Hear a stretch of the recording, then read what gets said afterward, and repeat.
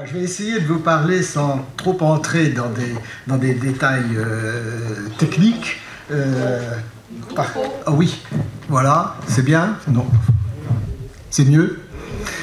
Sans entrer dans des détails techniques, même si le titre que j'ai adopté peut donner l'impression d'être un catalogue à la Prévert. Je vous présente donc Joseph Fourier. Il est né en 1768, mort en 1830, c'est un mathématicien, c'est un physicien. On oublie de dire aussi que c'est un philosophe. Il a sans doute écrit un des textes les plus riches du point de vue épistémologique de la langue française. Il sera d'ailleurs récompensé à l'Académie française en 1824. D'autre part, un chimiste qui est aussi ministre de l'Intérieur, à savoir Chaptal. Autre personnage, Chaptal, donc né 1756, 1832, ça vous situe à peu près dans le même sens. Les deux Champollion, le premier, Jacques Champollion-Figeac, qui est à la fois journaliste, professeur de grec à l'université de Grenoble, nouvellement créée, et puis naturellement celui que tout le monde connaît, Jean-François, le déchiffreur des hiéroglyphes, dont on commémore cette année la lettre d'acier sur justement ce déchiffrement. Et bien, tous ces différents personnages, au moins il y a une chose qui les réunit, c'est un livre, ou plutôt un livre en plusieurs tomes, la description de l'Égypte. La description de l'Égypte, on peut dire, et je crois qu'on ne le dit pas assez souvent, a joué dans l'imaginaire et la réflexion française, et un peu plus que française, européenne, au XIXe siècle, un rôle que l'on peut considérer par analogie avec le rôle qu'a joué le fameux texte de Diderot et d'Alembert, l'encyclopédie. Si vous essayez de regarder qui a lu quoi, pratiquement toute personne, un rien cultivé vers 1800, avait lu des choses fortes de l'encyclopédie. Si vous regardez vers 1850, 1860, sur ce que lisent des gens un peu cultivés, la description de l'Égypte en fait partie. Fourier est le rédacteur de la préface historique de ce texte assez extraordinaire. Et la raison pour laquelle on peut lier Jean-Antoine Chaptal, outre qu'il est de Montpellier, mais est lié à l'université de Montpellier, je veux dire, la raison pour laquelle on peut faire cette liaison est simple. Chaptal, c'est celui qui fournit les subsides. Il est ministre de l'Intérieur et dès 1801, alors que Fourier est encore en Égypte, alors que les commissions des savants est encore en Égypte, se met en place la prévision de ce que sera, cela prendra du temps, mais ce sera cette collection donc cette collection de textes, la description de l'Égypte. Vous savez en particulier, alors peut-être que je ferai un lien là pour essayer de mettre en place quelque chose qui est un peu étonnant. Vous savez que celui qui a découvert la pierre de Rosette, qui a immédiatement vu son intérêt, venait de passer son examen de fin d'études de l'école polytechnique avec Fourier. Le passer où? Au Caire. Alors il y a quelque chose d'un peu étrange.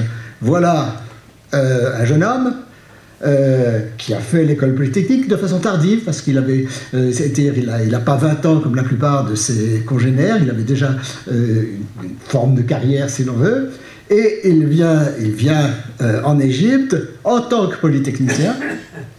Fourier est son professeur d'analyse, et je crois qu'il y a un lien qui n'est pas quelconque, une forme de nouvelle culture en quelque sorte, entre cette analyse mathématique qui est très particulière et cette façon de percevoir les choses, de vouloir se les expliquer, établir un lien culturel, donner véritablement.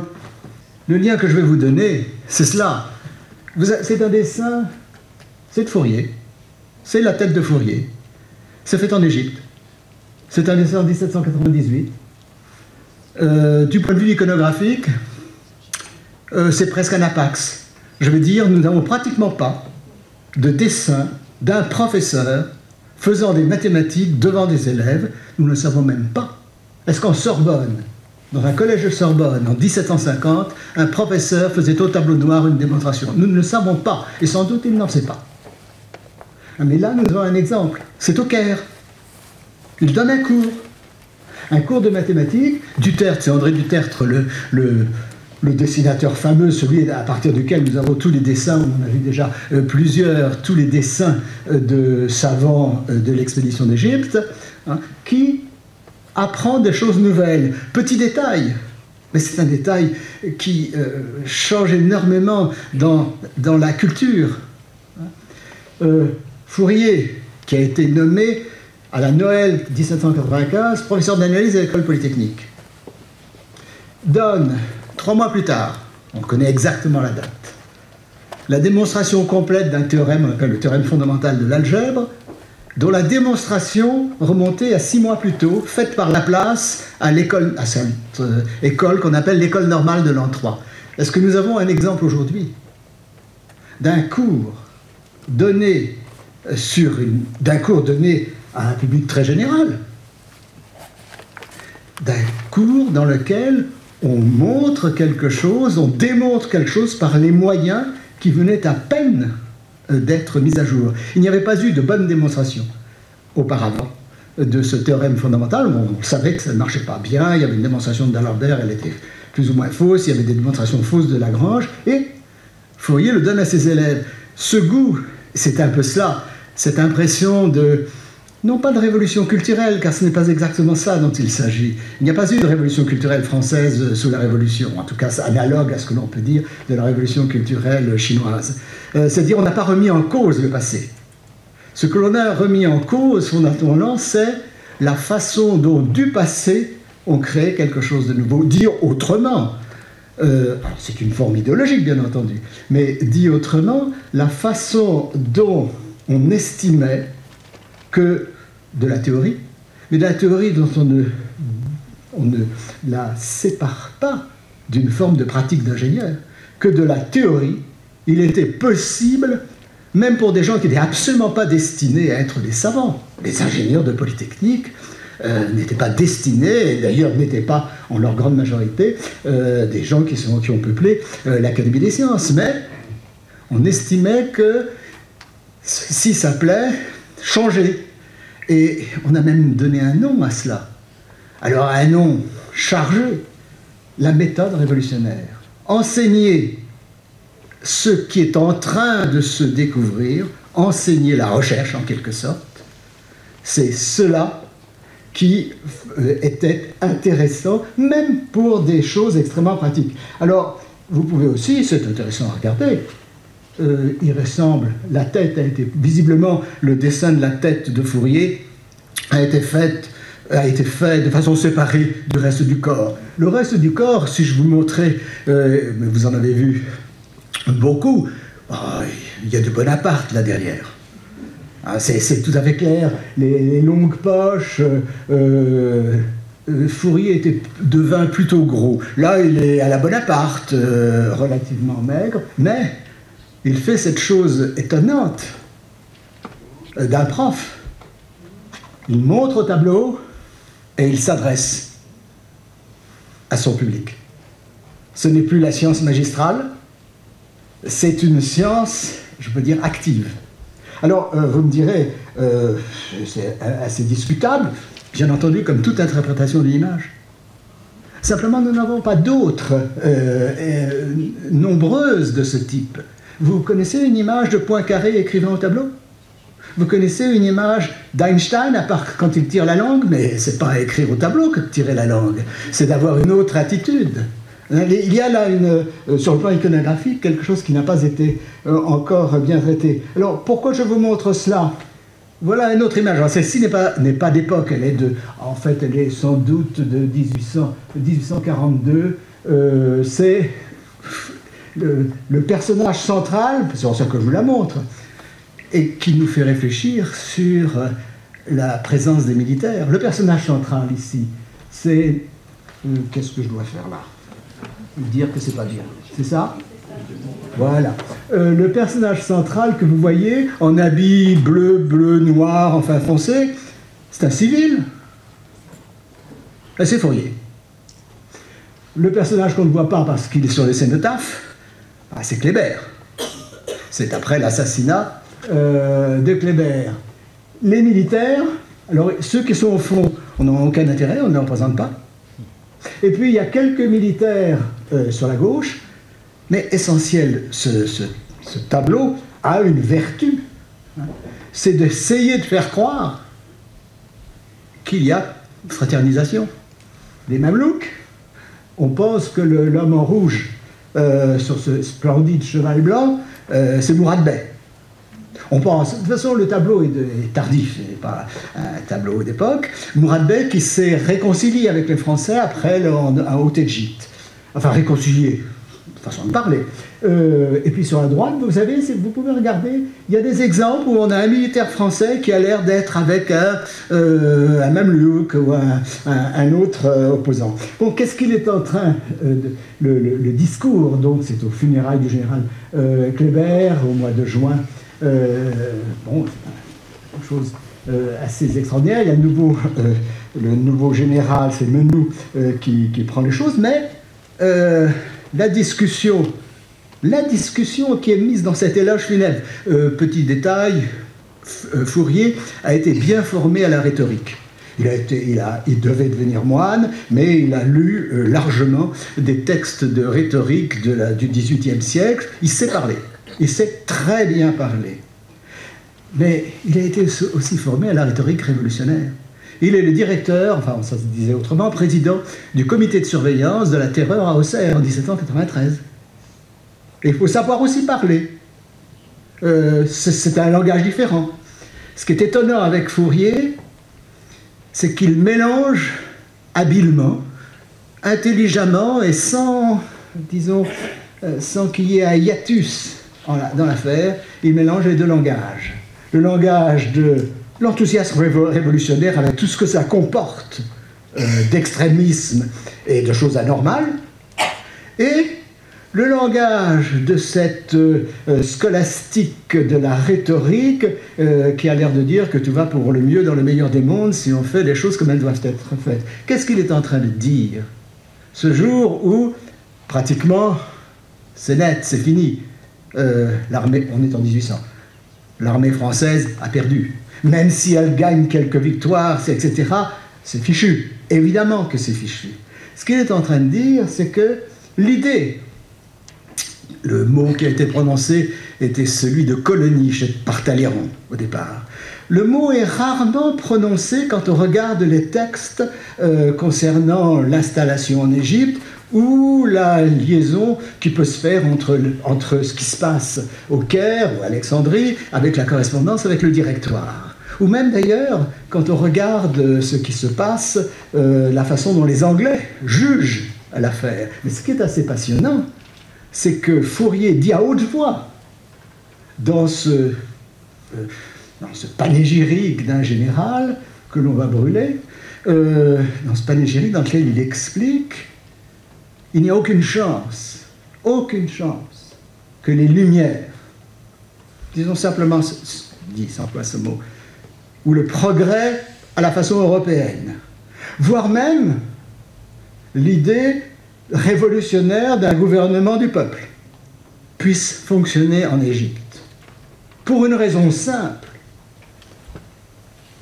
que lui-même a, en quelque sorte, extirpé du monde français. Le monde français de cette époque est déschristianisé. Et voilà que Bonaparte, veut que les Français respectent l'islam. Et le point qui est net dit par Fourier, si vous respectez l'islam, eh bien dans ce cas, aucune chance de coloniser au sens grec, coloniser peut-être pas par l'armée, mais coloniser un pays comme l'Égypte. Et la phrase qui est prononcée, alors ça, elle sonne à nos yeux, à nos oreilles, de façon terrible. Suleiman, le fameux, l'assassin. Voilà comment il est décrit, c'est Suleiman ben Muhammad Amin el-Arabi, décrit par Fourier. Dans ce grand discours, un homme agité par la sombre fureur du fanatisme et désigné dans la Syrie par les chefs de l'armée ottomane, de l'armée vaincue, pour commettre l'assassinat du général français. Il traverse rapidement le désert et suit sa victime pendant un mois. L'occasion fatale se présente, le crime est consommé, c'est-à-dire qu'il a vu, politiquement parlant, l'alliance éventuelle que pensait peut-être Bonaparte, pas tout à fait, mais peut-être, au fond, de ne pas faire trop peur à la sublime porte, c'est-à-dire au monde ottoman, était impossible. Impossible, justement parce qu'il y avait contradiction entre un certain type de mouvement français, celui issu de la Révolution, dont j'ai dit que ce n'est pas une révolution culturelle, ce sont les Lumières qui sont en cause, et alors peut-être, sinon, c'est bien ça, voilà, l'exemple parfait, c'est cette caricature anglaise. C'est Bonaparte. Ah pardon, je vous enlève ça. Voilà. Bonaparte aux deux visages, le cheik, celui qui plaît aux musulmans. Vous avez des lettres adressées à la population, au divan, enfin bon, c'est du Caire, en disant nous respectons non seulement l'islam, mais nous voulons pactiser, organiser, faire avec le cheik. Et de l'autre côté, le général républicain, avec c'est ce qui est représenté, avec sans doute un drôle de jeu iconographique. Vous voyez, bien sûr, vous voyez une sorte de compas, vu dans l'autre sens. D'habitude, tout mathématicien, tout architecte, toute personne qui représente en organisant une façon logique de raisonnement est représenté avec ce compas. Vous pouvez le lier d'ailleurs, si ça fait plaisir, et c'était voulu dans ce cadre-là avec la franc-maçonnerie, il y a celui qui prône un certain type de liberté, et puis il y a le dictateur, mais qui va utiliser le monde en quelque sorte, musulman, pour se faire. Fourier, dans ce cadre-là, et il n'est pas le seul. On a beaucoup parlé, et à juste titre, de réactions de soldats, mais également de capitaines, etc., qui attaquent Bonaparte sur son imprévoyance, etc., ce qui est très vrai. Mais on a aussi un nombre non négligeable, je pense à Étienne Malus, qui était un capitaine, qui a failli mourir du typhus, de la peste à Jaffa, mais qui a réussi à s'en sortir, enfin, qui est un capitaine. Bon, il va devenir un grand savant, mais il ne le sait pas en 1798, et qui attaque précisément Bonaparte sur sa politique. Sur sa politique de fraternisation, mais qui ne peut pas fonctionner.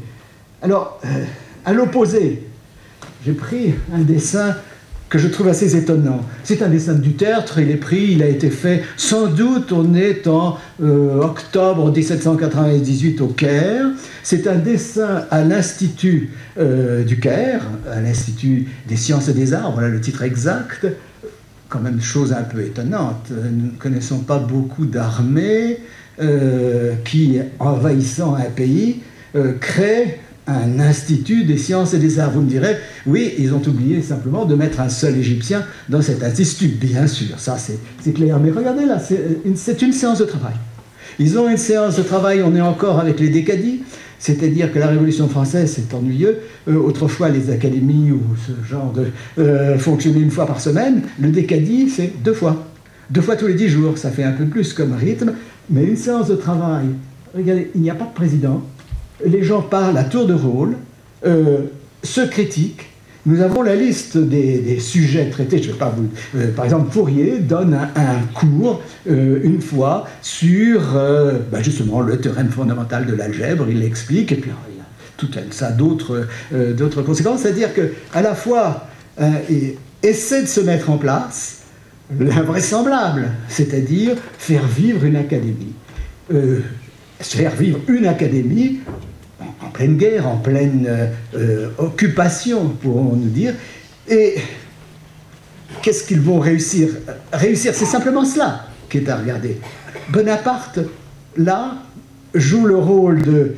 Il accepte, il supporte, point. Il ne participe pratiquement pas à la vie de l'Académie. Il essaie d'orienter les travaux vers des choses directement utiles pour l'Égypte. Alors à la fois, il y a tout un aspect, Desgenet intervient, enfin il y a tout un aspect médical, il y a tout un aspect urbanistique, il y a tout un aspect sur les moulins, etc. Bon. Et à la fois développer, ils le découvrent. Ils vont le découvrir lentement, l'Égypte. C'est-à-dire qu'ils découvrent à la fois, c'est ce que je trouve intéressant, ça se lit dans les correspondances, dans l'organisation des mémoires académiques, etc., à la fois une volonté de... Et c'était quoi l'Égypte des pharaons? Et c'était quoi l'Égypte monumentale? Et c'était quoi les pyramides? Et c'était quoi le temple ici ou le temple là? Mais en même temps, de focaliser aussi et en même temps sur est-ce qu'on pourrait repercer l'isthme de Suez? Est-ce que l'on pourrait organiser quelque chose à Suez ou s'occuper des maladies? Donc à la fois le dessin a été fait sans doute à quelques jours de la première insurrection du Caire, qui a pris comme cible l'Institut. Un premier endroit qui est abîmé au Caire, la première insurrection, c'est contre cette affaire-là. Bien, alors, je parlais de... il y a des militaires, évidemment, en nombre considérable. Il y a cette commission des savants, et parmi les militaires, il y a des jeunes, et des moins jeunes, qui ont été formés à un nouvel esprit, l'école polytechnique, formation par les sciences. N'oublions pas que lorsqu'on a voulu rénover la formation de tous les instituteurs de France, ça s'appelle comme ça, nous dirions plutôt des professeurs du secondaire, mais enfin peu importe le terme. Quand on a voulu en 1780, c'est décidé fin 94, mais quand on a dit en 1795 renouveler la formation de tous les instituteurs, toutes disciplines confondues. Il n'y a ni grec, ni latin, ni philosophie, l'art de l'entendement simplement, et 3 professeurs de maths. Je parle de révolution culturelle en ce sens. N'oubliez jamais, Robespierre, sans doute le meilleur élève de l'Ancien Régime. 2 fois réussi au concours général extraordinaire, n'a jamais fait de maths. Jamais. La matière mathématique au lycée Louis-le-Grand qui a suivi était optionnelle. Là, vous avez le général Dessex. Je le montre, parce que je trouve que Dutertre, qui fait ce dessin, doit avoir une certaine volonté de se moquer de lui, en tout cas. Prenez-le comme il est. N'empêche que celui qui a l'air d'un peu bénet, dire autrement, et qui donne la race de ce qu'on appelle les chapeaux à plumes, est celui qui va découvrir, enfin on lui montre, etc., mais c'est lui qui découvre l'une des raisons essentielles de s'intéresser au zodiaque de Dandera. C'est des sexes, on en est sûr. Alors, c'est mon point pour avancer en quelque sorte dans ce système-là. Donc je vous le présente comme ça, en même temps, essayez de voir le jeu du dessinateur. Vous voyez, là, c'est la troupe française qui est là, mais vous voyez quand même l'organisation des villages, en quelque sorte, égyptiens. Et alors, un autre aspect, je vous le montre comme ça, voilà. Voilà le type de choses qui commence en Haute-Égypte. Ceci est la représentation. Le personnage qui dessine, c'est Vivant Denon. Bien sûr, il faut qu'il y ait 2 militaires à côté de lui. Il y a constamment, ça se bagarre. On parlait des bédouins, des chevaliers qui arrivent, etc. Bon, lui, il dessine. Et il dessine quoi? Et il explique. Il veut absolument représenter donc le temple de Dandera. Et il veut le représenter, dit-il, et petite virgule qu'il donne, c'est vraiment pas beau. Dit-il. le temple de Dendera, par rapport au Parthénon, non, c'est quand même pas sérieux. En plus, il y a des visages de femmes à tête de vache. Non, non, c'est absolument impossible, c'est pas du bon goût. Mais il y a quelque chose dans ce temple qu'il estime ancien. Il n'en dit pas plus d'abord. Mais il y a quelque chose dans ce temple qui change tout. Il y a un zodiaque. Ce zodiaque, il faut que je vous le montre.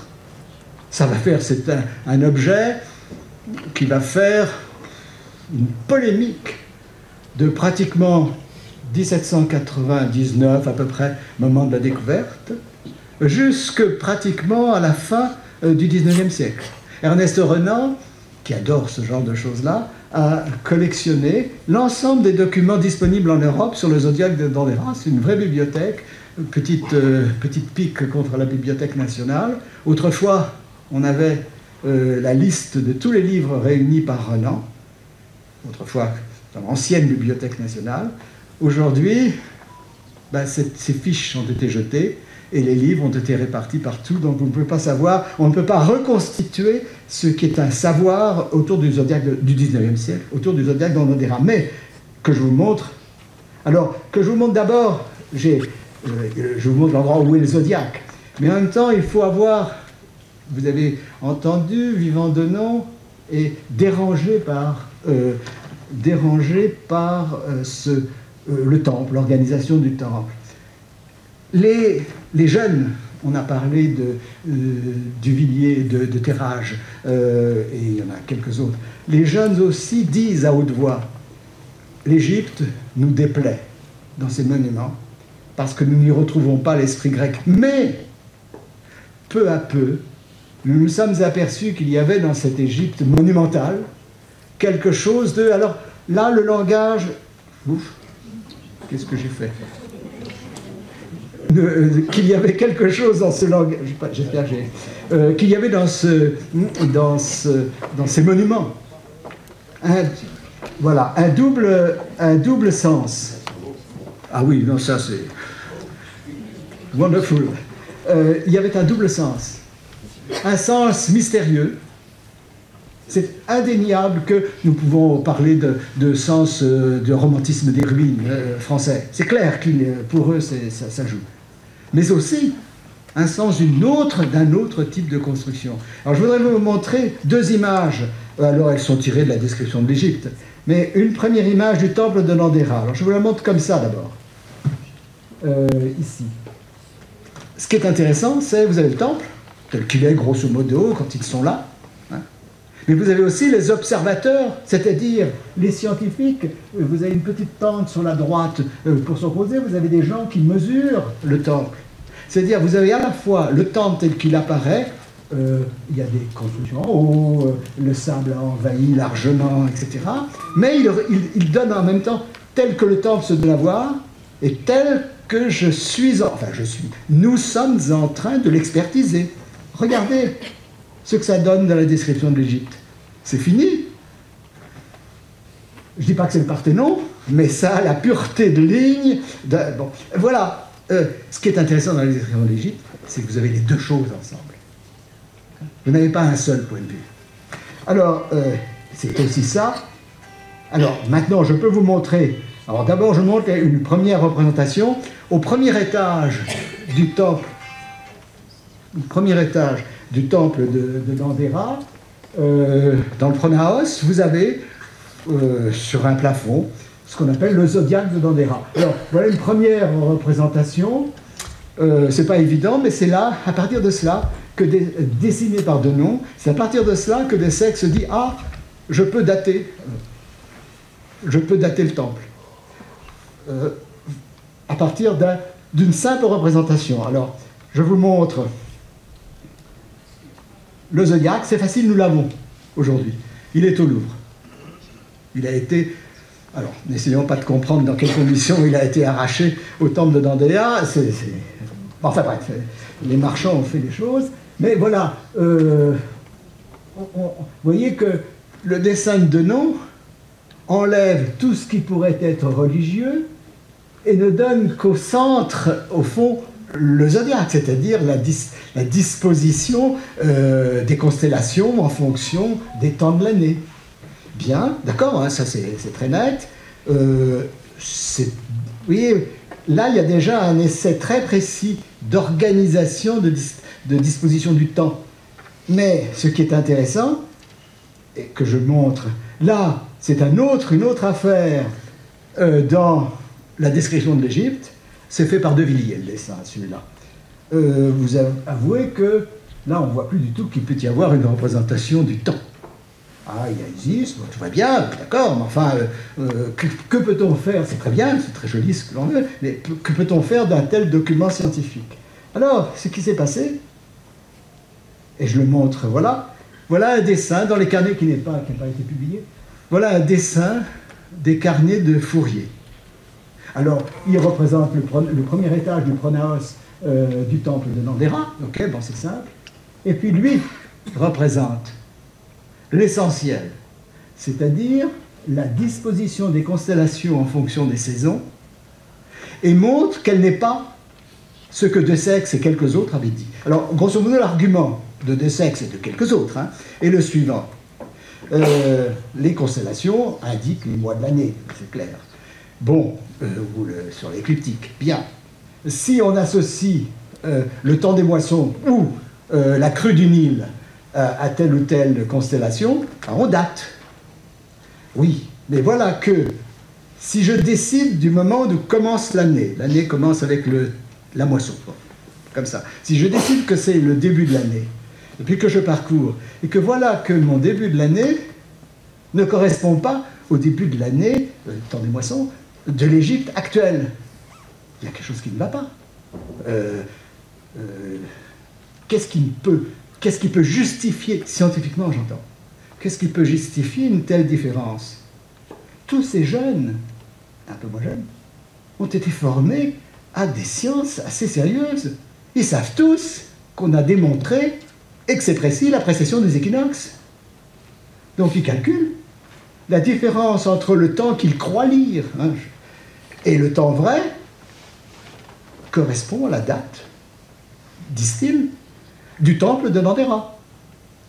Et ça leur donne, alors le raisonnement est parfait, sur les prémices que ce zodiaque représente bien le passage du temps, et non pas un phénomène religieux ou autre. Mais quand même, ça leur donne, c'est une des premières datations relativement bonne, ça leur donne grosso modo pour l'Égypte monumentale autour de entre 20 et 25 siècles avant notre ère. Fourier et quelques autres. Alors, premier point, la Bible, la chronologie biblique est mise à mal. Fortement. Ils en sont contents. Donc il va y avoir tout un mouvement, mais long, en Allemagne, enfin en Angleterre, etc. Réaction, acceptation, etc. En France, avec Dupuis, c'est la Bible a menti. Zodiaque, c'est démontré par le zodiaque. Clair. Mais il y a l'autre façon, c'est que j'essaie de construire cette vie culturelle, intellectuelle, ce questionnement, l'autre attitude, celle de Fourier, il n'est pas le seul. Celle de Fourier, c'est de dire on ne peut pas, avec un seul document, dont on ne connaît pas la destination, on ne peut pas déduire d'un document autre chose que ce pourquoi ce document a été fait. Donc ce document, il n'essaie pas de dire pourquoi il a été fait, mais il n'a pas été fait pour que des savants français viennent en déduire l'âge du temple. Voilà, donc le raisonnement est bête, mais ça a l'air de rien. Cette publication de Fourier, il ne la fait pas. C'est dans des croquis personnels. Ça va être toute une affaire pour la mettre dans la description, pour en parler dans la description de l'Égypte. Parce que ça arrange beaucoup le commanditaire, Bonaparte, justement, de tenir en quelque sorte, il a signé le Concordat, ça, il n'y a pas de problème, mais ça lui permet de tenir au fond ce qu'on raconte dans la Bible, tout ça, bon, c'est bon pour ceux qui veulent y croire, c'est tout. Donc, et il ne veut surtout pas qu'on remette en cause une preuve, en quelque sorte. Alors, on a des lettres imprécises, il y a des choses de Chaptal à ce sujet. Chaptal, dont j'ai oublié de dire qu'il va beaucoup insister, dès 1800, sur l'aspect, d'abord, la gloire de tous ces soldats français, non, la gloire de tous ces savants français qui font vivre les Lumières, il rajoute de façon désintéressée, en Égypte. Hein, c'est l'idée d'une colonisation qui apporte. Mais en même temps, c'est pour vous. Ce sera votre gloire. Pour le restant de vos jours, on parlera de vous comme ceux qui ont découvert, etc., etc. Très bien. Et puis, troisièmement, c'est l'idée que ce sont au fond, nous ne tiendrons pas l'Égypte. Il parle en 1800, hein. Nous ne tiendrons pas l'Égypte, mais les Lumières françaises et la Révolution française, Chaptal, seront en quelque sorte assurées. Donc vous voyez, en quelque sorte, et dans la description de l'Égypte, d'une façon feutrée, hein, mais les différentes opinions, vous pouvez les lire. Vous pouvez les voir. C'est ce qui rend ce texte-là particulièrement intéressant. Je lis à haute voix parce que c'est un texte que je trouve assez extraordinaire. Il faut du courage, hein, pour écrire ces choses-là. Parce que les grands astronomes français restés à Paris étaient émerveillés de la démonstration du zodiaque comme donnant 2000-2500 ans avant notre ère pour la construction des monuments égyptiens. Hein. Il faut voir comment toute une série de tous les astronomes compétents et qui étaient dans un petit groupe, je pense à Lalande, du parti athée, c'est-à-dire du groupe athée. Il ne faut jamais oublier sa forte présence encore sous l'Empire. Alors voilà le texte de Fourier. Ainsi, ce zodiaque circulaire représente la procession céleste dont nous avons parlé pour les zodiaques rectangulaires, et qui, au lieu de continuer à s'avancer en ligne droite, s'est placée de manière qu'elle pût demeurer dans un cercle, sans que le dernier signe ne se confondît avec le premier. L'examen de ce tableau suffit pour reconnaître que le signe de la Vierge n'occupe point la première place. Cette assertion qu'on a répétée dans divers ouvrages, des sexes, des sexes, c'est ce qu'on a dit sur des sexes, est dénuée de fondement. Les figures ne sont pas placées sur une circonférence continue. Il est donc facile de reconnaître le premier point de la courbe. Il ne correspond pas au signe de la Vierge, mais à celui du lion, etc., etc. Voilà, et vous pouvez le lire, description de l'Égypte. Alors je pris l'édition de 29, mais ça se trouve bien avant. Il faut que j'enlève ça, voilà. Et alors, ayant dit cela, là j'ai parlé du zodiaque, trop rapidement bien sûr, mais il y a aussi toute une mise au point, tout un comportement vis-à-vis de cette monumentalité égyptienne. Voilà un dessin que déteste Fourier. Alors vous me direz, c'est très beau. Pourquoi? Il ne déteste pas, c'est une reconstitution, hein. Une reconstitution du point de vue du dessin extraordinaire. Il y a une perspective qui vous permet de voir toutes les colonnes, c'est remarquable. C'est pas ce que vous voyez quand vous êtes dans le temple, ça c'est pas possible. Mais pourquoi il le déteste? Pas pour la reconstruction, c'est qu'il y a, vous voyez à l'intérieur, une cérémonie isiaque. Le dessinateur, c'est De Villiers, un polytechnicien, un ingénieur des ponts et chaussées de bon ton, enfin bon ton, c'est-à-dire, il ne croit pas à toutes ces légendes, qui dessine avec ferveur, hein, éclairé par le soleil, la statue d'Isis qui est promenée. Et l'un des refus de Fourier, qui le dit à haute voix, vous comprenez rien aux hiéroglyphes, n'en parlez pas. Tant que vous ne saurez pas les lire, n'en parlez pas. Vous pensez peut-être que c'est des symboles, etc., mais vous ne savez pas, donc n'en parlez pas. Cette élimination, en quelque sorte, d'une certaine... Alors je vous lis deux textes que j'oppose volontairement. Là, c'est d'un ingénieur, De Villiers, des Villiers du tirage, Cette lutte de la beauté réelle de l'architecture que nous avions sous les yeux comme nos préjugés en faveur des proportions et des formes grecques nous tint quelque temps en suspens.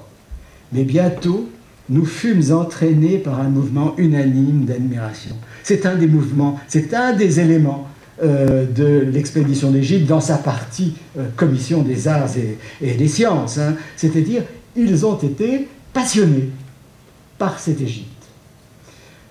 Fourier, dans sa préface, répond d'une façon terrible. La préface est écrite en 1809. 1809, c'est le début de la fin pour Bonaparte, Napoléon. Hein? La guerre d'Égypte, la guerre d'Espagne montre que c'est fichu. Il y a quelque chose là. Wellington est déjà à la trace de Bonaparte. Mais, surtout, ce qui est pensé, et Fourier écrivant ça dans la préface, ce qui est grand et que l'on retiendra de grand chez les pharaons, c'est quand ils ont réussi à maintenir la paix.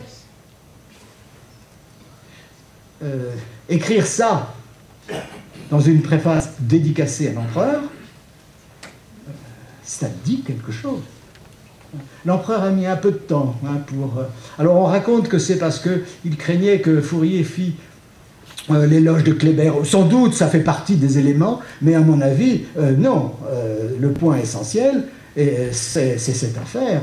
Vous serez grand si vous êtes capable de faire la paix en Europe. Alors, l'autre, j'oppose,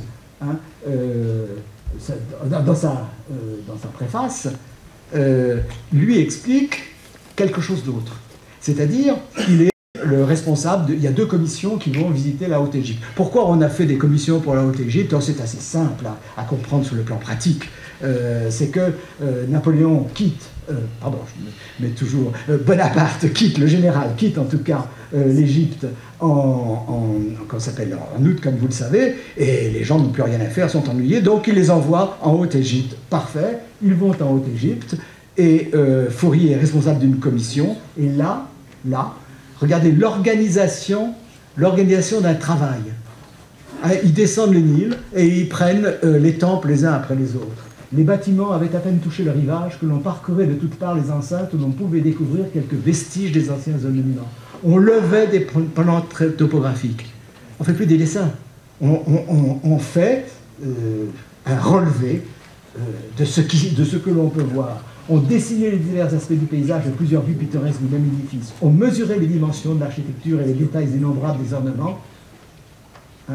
On imitait fidèlement les tableaux peints ou sculptés et les caractères hiéroglyphiques dont ils sont couverts. Donc vous voyez deux façons de faire. Une scientifique, qui est le dessin, mais un dessin bien organisé, et puis une autre, nous sommes éblouis. Alors, j'ai juste ce regard, juste ce regard qui n'est plus le regard grec. Regardez, c'est la façade, très bien, parfait. Mais regarde, vous avez un jeu d'excellents dessinateurs. Devant des murailles, ça c'est pas grec. Devant des obélisques, c'est pas grec non plus. Et alors, ce qu'ils vont faire, ils vont utiliser, le dessinateur va utiliser une sorte de vitalité de son dessin en utilisant la vieille ressource des ombres. Voilà un bon exemple, je trouve, le regard change. Et cette autre image, elle est extraordinaire. Vous imaginez qu'une certaine sensibilité du 19e siècle peut être marquée par de tels dessins. C'est pas les ruines romantiques, c'est pas Goethe, c'est pas le poète anglais, c'est quelque chose d'autre. Voilà donc ce que je voulais, je passe sur ces choses-là. Je voulais juste, je termine là, non, juste vous dire que on peut s'amuser à retrouver des traces de l'Égypte dans des endroits tout à fait invraisemblables. Alors, j'ai pris le couronnement. Ah oui, il y a une trace de l'Égypte. Vous voyez un monsieur barbu sur la droite, avec quelque chose de rouge sur la tête? C'est Don Raphaël. celui qui vient expliquer le copte à Grenoble, pour Fourier, mais aussi pour un jeune homme nommé Jean-François Champollion. Il est au Sacre. Ils l'ont rencontré en Égypte. Et l'autre, qui est aussi... Vous voyez bien sur la droite, etc., le Don Raphaël, qui est connu, enfin, bon. Et la deuxième chose que je trouve irrésistible, en tout cas pour un préfet, il est préfet, le brave Fourier. Et il fait aussi de la science. Et alors il a des fiches qu'on lui donne sur à qui attribue-t-on tel travail, comment construira-t-on la route du Mont-Cenis, etc. Et comme il s'ennuie, visiblement, au dos, vous avez un dessin, c'est Fourier qui le fait. Et si vous regardez de près, c'est un dessin du zodiaque de Dandera. Donc j'appelle les traces de l'Égypte. Voilà, c'est tout ce que je voulais dire. Non, voilà. Le dernier, cette image, c'est une image de Fourier. Elle est prise en 1802, c'est absolument sûr. Elle était cachée dans un musée à Auxerre, on ne savait plus qu'elle existait, peu importe. Alors elle est assez abîmée. Mais cet homme en 1802, il rentre d'Égypte. Hein? Il voudrait reprendre sa chaire à l'école polytechnique. Mais en fait, il sait que ça a raté l'Égypte. Même s'il a un certain goût, c'est pas ça. Il sait qu'il n'a rien fait sur le plan scientifique. Il n'y a rien. Fourier n'a rien fait à cette époque-là sur le plan scientifique, etc. Il est désabusé. Il y a une sorte de nostalgie, enfin, si vous voulez, c'est Werther. Regardez son image. Bon, si vous voulez, vous pouvez trouver une tête de Chateaubriand de 1804 de cette époque-là, mais quand même, c'est... Et au fond, je ne sais pas si Bonaparte a compris cette affaire-là. Bonaparte a eu beaucoup d'estime pour Fourier, que Fourier... à laquelle Fourier n'a pas répondu. On a oublié ce détail. Mais Bonaparte comprend que il faut donner un poste à Fourier. Il en fait le préfet qui va être et qui va réussir. Voilà, j'ai essayé de vous présenter ce qui est quand même un changement culturel, un changement d'aspect, qui est aussi le début du XIXe siècle, qui est aussi l'entrée dans le monde romantique, qui est aussi, bon, ce que j'ai essayé de faire, c'est un peu contradictoire, mais j'ai essayé de vous présenter, non pas le scientisme, c'est pas ça du tout, mais c'est une sorte de positivisme romantique. Est-ce qu'on pourrait définir ça sur une partie simplement de gens comme Fourier? Voilà. Je vous remercie. Merci, M. Blanc, pour cette présentation qui dépasse...